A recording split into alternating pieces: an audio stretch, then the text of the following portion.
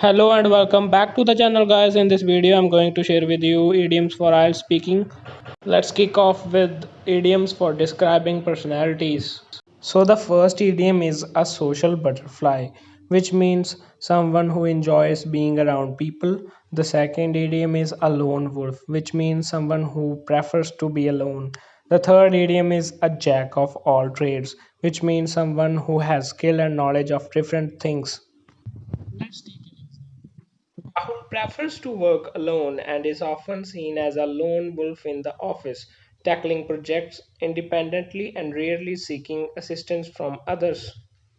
Let's move on to idioms for describing happy feelings. So, the first idiom is walking on air, which means referring to a feeling of extreme happiness. Second idiom is on top of the world. Third idiom is bouncing off the walls. Let's understand with the help of an example. After receiving the job offer, Sarah felt like she was walking on air. Idioms for describing sad feelings. Number one is down in the dumps, which means very sad. Number two is crying a river, which means someone who is crying a lot. And number three is feels blue. Let's take an example. Sarah lost her wallet recently, due to which she was feeling down in the dumps. Idioms to describe something easy.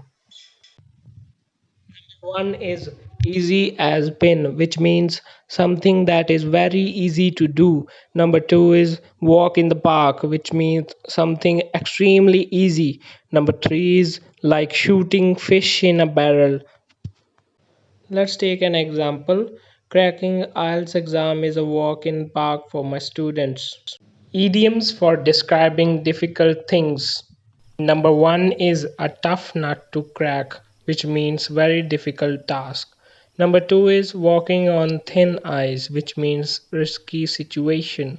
Number three is uphill battle, which means difficult thing to do.